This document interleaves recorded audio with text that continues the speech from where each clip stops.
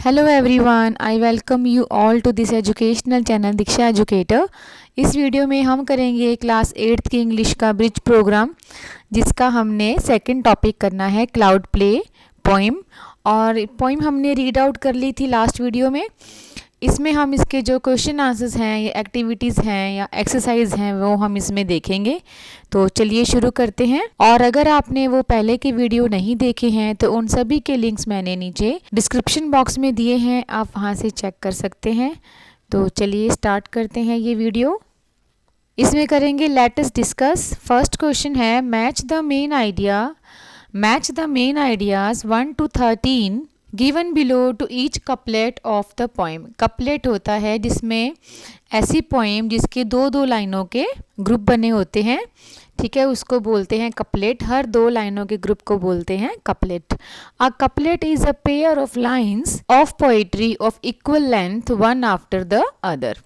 Couplet क्या होता है? लाइन का जोड़ा होता है, कविता की लाइनों का जोड़ा होता है, जिसमें जो लाइंस हैं वो इक्वल लेंथ की होती है, यानी कि जो उनकी लेंथ है वो बराबर होती है और एक लाइन के बाद दूसरी लाइन होती है। मतलब पूरी पोइम में दो दो लाइनों के जोड़े होते हैं और उन दो लाइनों के जोड़े को क्या बोलते हैं? कपलेट बोलते हैं। उसके बाद इन्होंने दिए हैं ये मेन आइडियाज़, ये हैं टोटल 13 और 13 ही हमारे इस पोइम में कपलेट्स हैं। देखते हैं, ये देखिए ये जो कपलेट्स हैं 1 2 3 4, इनके सभी के इन्होंने नीचे क्या दिए हैं? मीनिंग्स दिए हैं, तो कपलेट के साथ मैच करने हैं। तो देखते हैं। फर्स्ट, मैंने इन आइडियाज़ को हमारी पोइम के अकॉर्डिंग अरेंज कर लिया है, यानी कि जो हमारा सेकंड पॉइंट है वो हमारे फर्स्ट कपलेट का मेन आइडिया है, ठीक है। तो पहली लाइन हम देखते हैं, every night the clouds gather and float together in the sky, जो हमारा सेकंड पॉइंट है। तो उसका हो जाएगा every day nightly the clouds get together they all float with ease since they are light as a feather. जिस तरह से हमारी पोइम आगे आगे डेवलप होती है वैसे वैसे पॉइंट बना दिए हैं। तो फर्स्ट कपलेट का है पॉइंट सेकंड। उसके बाद सेकंड कपलेट है, they form into shapes like a man moulding clay and they laugh at each other because that's how they play. इसका हो जाएगा पॉइंट 7। उसके बाद है fourth main idea, the wind spins the clouds while the moon watches over them smiling. तो इसकी couplet हो जाएगी, the wind swirls around and it sets them off spinning while the moon keeps an eye on them constantly grinning. मैंने ये हमारी poem के according develop किया है। आप चाहे तो जिस सीरीज में दिया गया है 1 2 3 4 उसी के अकॉर्डिंग सेट कर सकते हैं, और जिस चीज़ के साथ जो आइडियाज मैच होते हैं वो आप कपलेट वैसे वैसे लिख सकते हैं। मुझे ये ज़्यादा सही लगा। नेक्स्ट है 9, the stars twinkle and whistles a tune that delights both the ocean and the moon. इसका कपलेट हो जाएगा, and the star start to twinkle and whistle a tune that never gets old for the ocean and moon. उसके बाद है point 12, the waves crash on the shore clapping while the trees grow taller to listen. The waves upload loudly by crashing the shore while the trees grow up higher to listen some more. तो ये इसका couplet हो जाएगा point 12 का। उसके बाद आ जाएगा point 13, if you happen to look up you might catch up the clouds in the middle of their playful dance. इसका कपलेट हो जाएगा, if you wander outside and you look up by chance you may catch the clouds in the midst of their dance. फिर आ जाएगा point 1, the clouds move quickly across the sky floating away as the song ends. इसका couplet हो जाएगा, but you have to be quick because clouds move along and they float through the sky at the end of the song. उसके बाद हो जाएगा point 6, the clouds drift in all directions in various shapes. They drift all directions this way and that. The fluffy clouds, droopy clouds, skinny and fat. ठीक है। उसके बाद आ जाएगा point 8, after their dance the clouds settle into their own parts of the sky feeling sad and shedding tears. इसका couplet हो जाएगा, and when each of them settles in its own patch of sky they are sad that it's over and some of them cry. उसके बाद हो जाएगा point 11, the clouds tears are different from human tears falling in a straight line. इसका couplet हो जाएगा, tear from a cloud is not like yours or mine. It falls from the sky in a very straight line. Next हो जाएगा point 5. The rain nourishes the earth by splashing on it and create sounds that animals enjoy. इसका couplet हो जाएगा It wets all the grass and it splashes the lakes and the animals love all the sounds that it makes. Next point हो जाएगा point 3. The rain is known as the cloud's tears, though the poet finds the word rain too simple. इसका couplet हो जाएगा We know those tears by their other name, rain. If you ask me, the word is entirely too plain. उसके बाद है point 10 जो कि last है When the clouds cry at night, it signals the end of their dance and time for rest. इसका couplet हो जाएगा So remember the next time the clouds cry at night, the dance is now over and it's time to sleep tight. उसके बाद है question number 2. Answer the following questions correctly. First है who do you think is the speaker in the poem. Does the speaker's view about clouds make you like them. आपको क्या लगता है जो इस पोएम में स्पीकर है, बोलने वाला है, वो कौन है, और जो स्पीकर के ख्याल हैं, विचार हैं उन बादलों के बारे में, क्या आपको वो अच्छे लगते हैं. Answer is we think the speaker in the poem is a child. हमें लगता है जो स्पीकर है इस पोएम में वो एक बच्चा है. और हाँ we like the speaker's view about clouds. और हमको भी वो जो क्लाउड्स वाले उसके विचार हैं कि वो डांस करते हैं, गाना गाते हैं, इंजॉय करते हैं, बड़े अच्छे लगे. उसके बाद है point 2. Identify the true statements from 1 and 2 given below. इन दोनों में से आपको बताना है फर्स्ट सेकंड में से कि कौन सा ट्रू है. The poem is structured in the form of couplets. तो ये हो जाएगा ट्रू. यस ये जो पोएम है कपलेट्स में लिखी गई है. The poem is made up of 4 line stanzas. जो ये पोएम है 4 लाइनों वाले स्टैंजास में लिखी है जिसे क्वाट्रेंस कहते हैं. नहीं ये गलत हो जाएगा, फॉल्स. नेक्स्ट है question number 3. Fill in the blank by choosing from the options given in the brackets.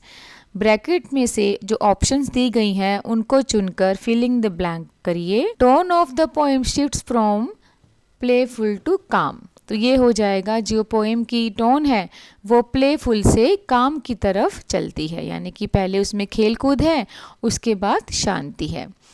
ठीक है. उसके बाद है point 4. The clouds are given human like qualities in the poem as they dance and shed tears. This is called personification.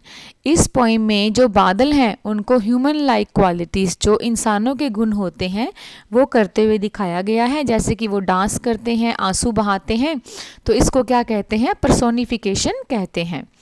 Share other examples of personification from the poem. इस कविता में जहाँ जहाँ और पर्सोनिफिकेशन के एग्जाम्पल्स आए हैं उन्हें share कीजिए. तो ये हो जाएगा first when the clouds cry at night. ठीक है. जब रात को बादल रोते हैं तो रोने वाला जो गुण है वो इंसानों का है. उसके बाद है दे लाफ एट ईच अदर. वो एक दूसरे पर हंसते हैं तो हंसने वाली जो क्वालिटीज़ हैं वो भी ह्यूमन लाइक हैं. उसके बाद है while the moon keeps an eye on them and constantly grinning. जो कीप्स एन आई नज़र रखना और मुस्कुराना और हंसना ये क्वालिटीज़ भी ह्यूमन लाइक हैं. तो यहाँ पे मून को पर्सोनिफाई किया गया है. नेक्स्ट है द वेव्स अपलोड लाउडली. जो लहरें हैं वो ज़ोर ज़ोर से तालियां बजाती हैं. तो ये भी जो गुण है अपलोड लाउडली ये क्या हो जाएगा, ह्यूमन लाइक क्वालिटी. तो यहाँ पर भी वेव्स को पर्सोनिफाई किया गया है. उसके बाद है start to twinkle and whistle a tune. Whistle a tune होता है धुन बजाना. तो जो धुन बजाने का काम है ये ह्यूमन लाइक एक्टिविटी है. और तो यहाँ पर स्टार्स को भी पर्सोनिफाई किया गया है. नेक्स्ट है question number 5. Identify 3 examples of alliteration in the poem. इस कविता में एलिट्रेशन के 3 एग्जाम्पल ढूंढिए. Does such alliteration create a sense of musical rhythm or a quiet mood? क्या ये जो alliteration है ये कविता के अंदर म्यूजिकल ताल, म्यूजिकल रिदम पेश करती है या बस एक ऐसे ही शांत सा मूड पेश करती है। आंसर हो जाएगा the wind swirls around and it sets them off spinning. यहाँ पर 3 शब्दों के जो स्टार्टिंग लेटर हैं वो एस हैं, तो ये हो जाएगा एलिट्रेशन। उसके बाद है the star start to twinkle and whistle a tune. यहाँ पर भी 3 शब्दों के जो फर्स्ट लेटर हैं वो टी है। उसके बाद है third they drift all direction this way and that. यहाँ पर भी 3 शब्दों के जो फर्स्ट लेटर हैं वो टी है, तो यहाँ पर हो जाएगा yes such alliteration create a sense of musical rhythm. हाँ, कि जो एलिट्रेशन है ये एक म्यूजिकल रिदम पेश करते हैं। उसके बाद है question number 6, select any 4 phrases और lines from the poem that make the sense described easy to imagine. इस कविता के अंदर ऐसे कोई फ्रेजेस या 4 लाइनें बताइए जो ऐसे सीन पेश करते हैं जिसको हम इमेजिन कर सकते हैं। Such mind pictures are called imagery. तो इनको क्या बोलते हैं, जब हम अपने माइंड में कुछ पिक्चर्स क्रिएट करना शुरू कर देते हैं कोई बात सुनकर, तो इसको बोलते हैं इमेजरी।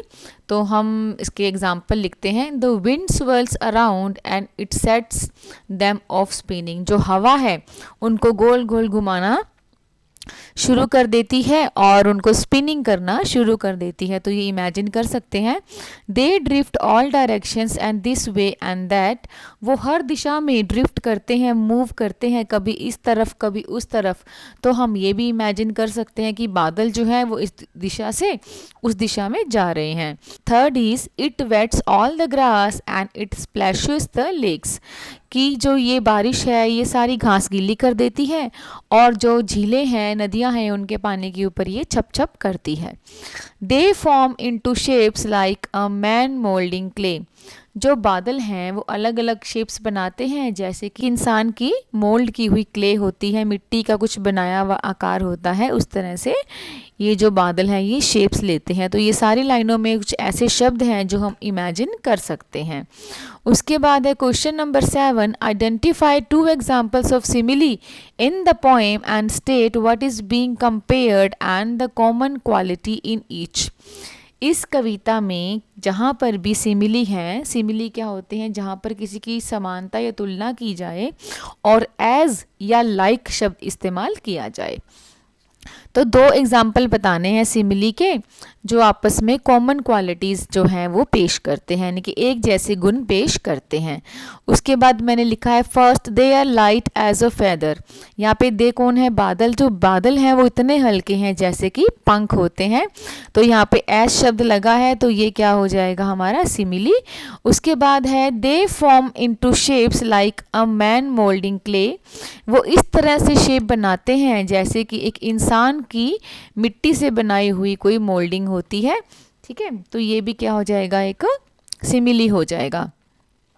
नेक्स्ट है question number 8, complete the paragraph by unjumbling the scramble words. ये पैराग्राफ कंप्लीट करना है और अनजम्बलिंग जो जंबल वर्ड्स दिए गए हैं, है ना, जो जंबल वर्ड्स या स्क्रैम्बल वर्ड्स कौन से होते हैं, जैसे ये शब्द दिया गया है SCRDEAN, तो इसको क्या करना है, इसकी अनजम्बलिंग करनी है, मतलब इसको सही लाइन में लिखना है कि ये प्रॉपर वर्ड बन जाए। The line you may catch the clouds in the midst of their dance contains a metaphor.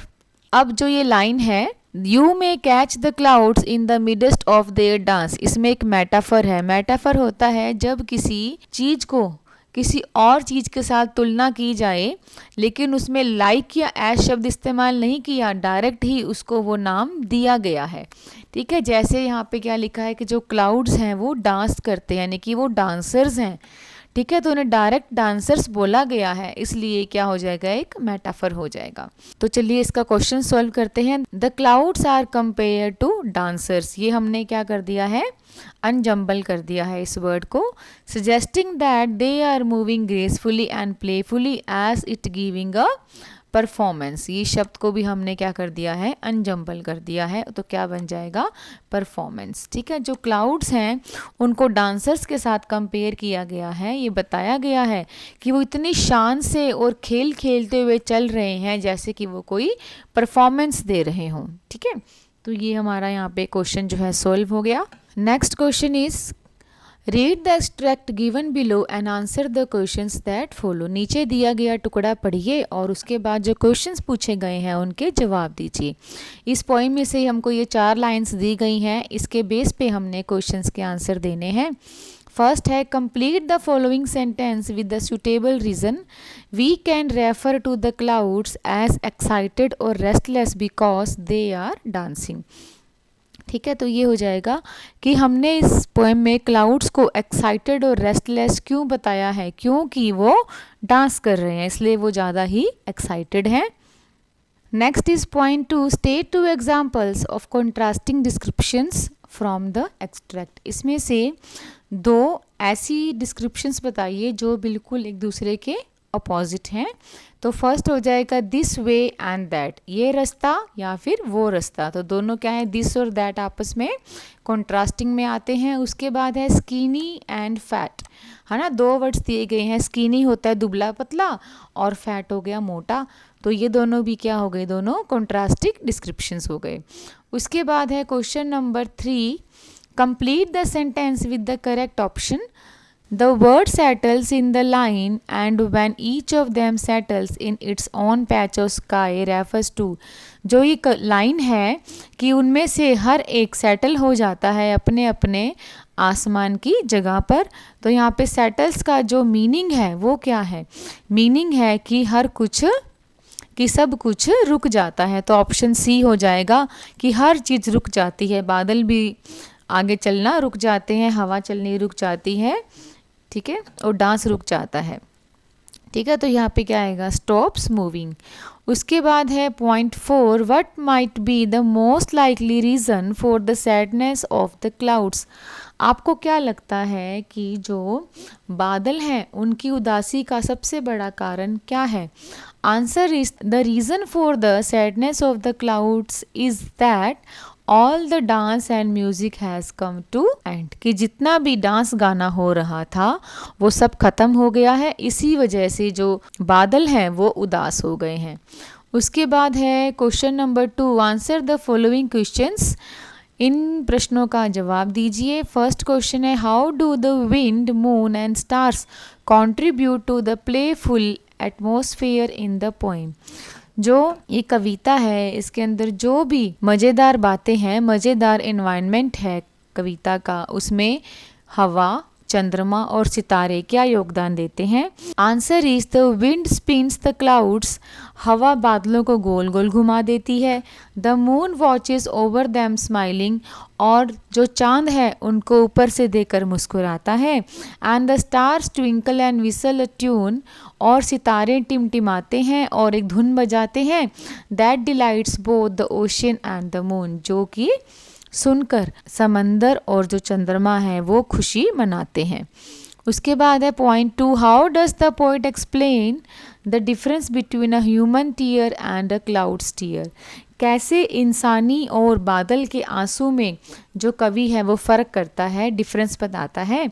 Answer is the poet explains the clouds tear are different from human tears as clouds tear falls in a straight line। वो कहता है कि बादलों के आंसू इंसानों के आंसू से कैसे अलग हैं, कि जो बादल का आंसू है वो सीधी लाइन में नीचे गिरता है। उसके बाद है question number 3, give any one reason why the poet feels that the name rain is too simple. एक कारण बताएं कि जो कवि ऐसा महसूस करता है कि जो बारिश नाम है बड़ा ही सिंपल सा नाम है। तो आंसर क्या हो जाएगा, answer is because every one uses this same name for the rain, क्योंकि हर कोई बारिश के लिए सिर्फ यही नाम यूज़ करता है। There is no other name for the rain, बारिश के लिए कहीं भी कोई और दूसरा नाम नहीं है, इसलिए उसको ये नाम बड़ा बोरिंग लगता है या बहुत ज़्यादा साधारण लगता है। Question number 4, why is the title cloud play suitable for the poem. क्यों जो इस कविता का शीर्षक है क्लाउड प्ले ये आपको सही लगता है?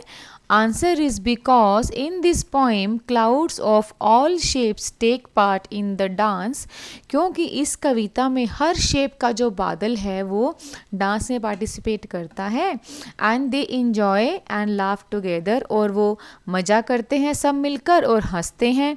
That is why the title cloud play is suitable for the poem, इसलिए जो बादल का खेल है ये शीर्षक इस कविता के लिए बिल्कुल उपयुक्त है। Next is question number 5, how does the exclamation mark eight the end of the poem affect its impact. जो कविता के आखिर में विस्मय बोधक चिन्ह है ना, जिसको एक्सक्लामेशन मार्क कहा जाता है, वो अपना प्रभाव कैसे डालता है? क्यों उसमें फुल स्टॉप की बजाय एक्सक्लामेशन मार्क यूज़ किया गया है? Answer is the exclamation mark eight the end of the poem shows the excitement of the poet. जो आखिर में एक्सक्लामेशन मार्क है पोएम के, वो यह शो करता है क्या? जो कवि है उसकी उत्सुकता, यानी कि उसकी एक्साइटमेंट, एज वेल एज, और साथ ही हिज सैडनेस, उसकी उदासी, एज वेन रेन स्टार्ट्स, क्योंकि बारिश शुरू हो जाती है, and it is the time to sleep now, और अब सोने का समय हो गया है। मतलब जो एक्सक्लामेशन मार्क होता है उसमें हमारे फीलिंग्स साथ में आते हैं, ठीक है, हमारी हैरानी का, हमारा दुख का, हमारा खुशी का, है ना। तो ये सारे जो हमारे एहसास हैं ये एक्सक्लामेशन मार्क के साथ ही हम यूज़ करते हैं।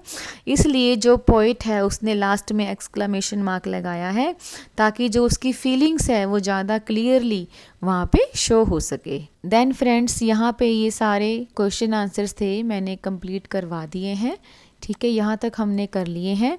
मुझे कमेंट करके ज़रूर बताएं कि आपको ये वीडियो कैसी लगी। मुझे पूरी उम्मीद है कि आपको ये ज़रूर हेल्पफुल रहेगी। तो मिलते हैं नए वीडियो में एक नए टॉपिक के साथ। Till then keep watching, keep learning, have a nice day.